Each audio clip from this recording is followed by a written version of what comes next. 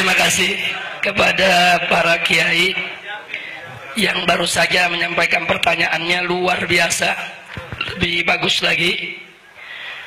Baik, yang pertama saya mulai soal yaitu hubungan kami, saya dan kawan-kawan di FPI dengan NU. Perlu diketahui bahwa para pendiri FPI ini dari kalangan habaib dan kiai di Jakarta semuanya merupakan keluarga besar NU. Semuanya merupakan keluarga besar NU. Sehingga secara prinsip, apakah itu akidah maupun syariat, FPI dengan NU tidak berbeda.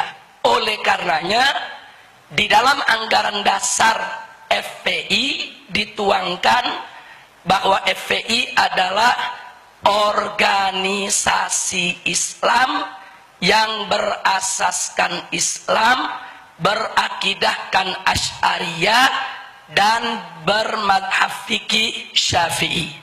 Itu dituangkan dalam anggaran dasar dan itu kesepakatan pendiri, tidak boleh diubah sampai kapanpun juga.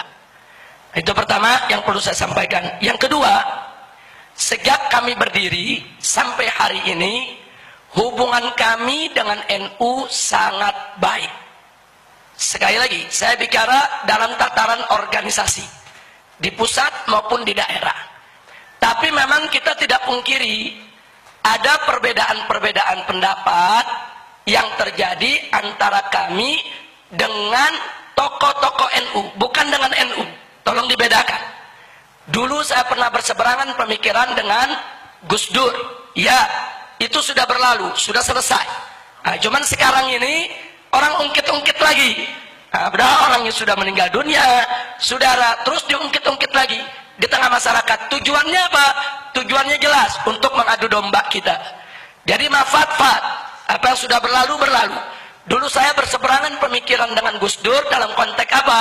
Konteks sekularisme, konsep pluralisme, konsep liberalisme. Dan saya pernah bertemu dengan Gus Dur di kantornya atas usulan daripada Kiai Haji Hasyim Muzadi. Saya temui beliau, kita bertemu, kita duduk bareng. Kemudian Gus Dur yang menyatakan, Habib Rizik, bagaimana kalau satu saat nanti kita dialog? Saya jawab, baik Gus, nanti saya kumpulkan seluruh para pendiri dan tokoh FPI. Gus boleh kumpulkan semua pimpinan daripada PMBNU yang ada, ayo kita duduk bareng. Gus boleh, pokoknya Gus Dur boleh bicara, mau 2 jam 3 jam kami siap dengarkan. Tapi nanti setelah itu Gus Dur juga mesti dengarkan saya bicara. Kita gantian. Dan beliau berdiri langsung ajukan tangan, sepakat Habib Rizik, kita selamat. Nah, ini kejadian di kantor Gus Dur. Tapi sayang sejuta sayang, sebelum kami sempat mewujudkan pertemuan dialog tersebut, akhirnya beliau sakit dan beliau meninggal dunia. Tapi keinginan-keinginan ini tetap kita junjung tinggi. Makanya hubungan saya dengan Gus Solah sampai hari ini sangat baik. Nah, apalagi dengan almarhum Kiai Haji Hasyim Muzadi. Kiai Haji Hasyim Muzadi sudah saya anggap bukan hanya sebagai sahabat, tapi sebagai orang tua, sebagai guru.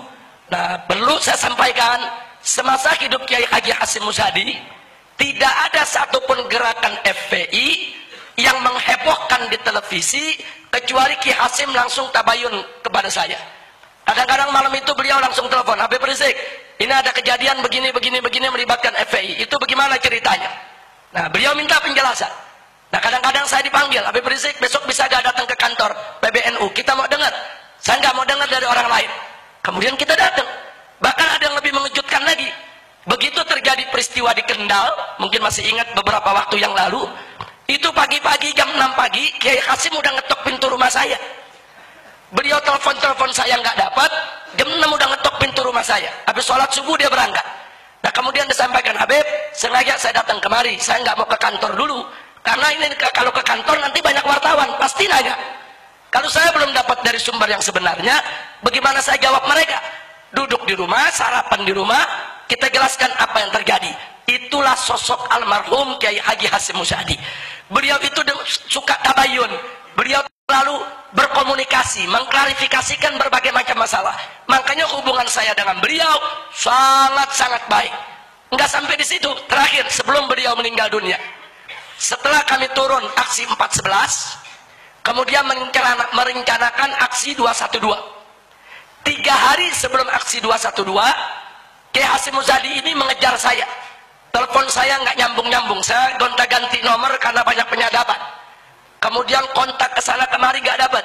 Begitu beliau dapat informasi saya sedang menyampaikan ceramah di daerah Cibubur, beliau langsung meluncur dari rumahnya ke arah Cibubur untuk menemui saya di tempat ceramah. Nah, begitu ketemu, beliau minta bicara. Nah, begitu bicara, apa yang disampaikan? Nah, disampaikan semua, Habib jangan mundur untuk menegakkan yang hak. Ini gerakan PKI di mana-mana sudah merajalela. Saya sudah bicara langsung dengan Presiden. Saya ini Dewan Pertimbangan Presiden. Saya sudah sampaikan kepada Bapak Presiden, tapi sampai saat ini belum ada langkah-langkah konkret yang diambil. Tolong Habib jaga umat, tolong Habib satukan umat, seperti 411, nanti kalau turun 212, satukan semua umat. PKI tidak boleh dibiarkan untuk bangkit kembali. Itu amanat beliau ya kawan, kita terima. Nah, jadi sekali lagi saya katakan, hubungan FPI dengan NU ini hubungan ibarat hubungan anak dengan orang tua, saudara. Nggak ada yang aneh dalam hubungan itu, saudara. Tapi kalau oknum tokoh NU berseberangan pemikiran dengan kami, ya, saya tidak sepemikiran dengan Gus Dur, ya, saya tidak sepemikiran dengan Said Agil Siraj, ya, saya tidak sepemikiran dengan Masdar F. Masudi, ya, saya tidak sepemikiran dengan Gus Mus, ya, tapi saya sejalan dengan Kiai Haji Hasyim Muzadi, saya sejalan dengan Kiai Haji Ma'ruf Amin. Bahkan Kiai Haji Ma'ruf Amin manggil saya ke MUI. Begitu saya datang ke MUI, saya dijabat tangan, Habib Rizik, ini kasus Ahok harus dikawal sampai tuntas. Beliau yang amanatkan kepada saya. Nah, beliau selain ketua umum MUI, beliau juga Rais Am Nahdlatul Ulama.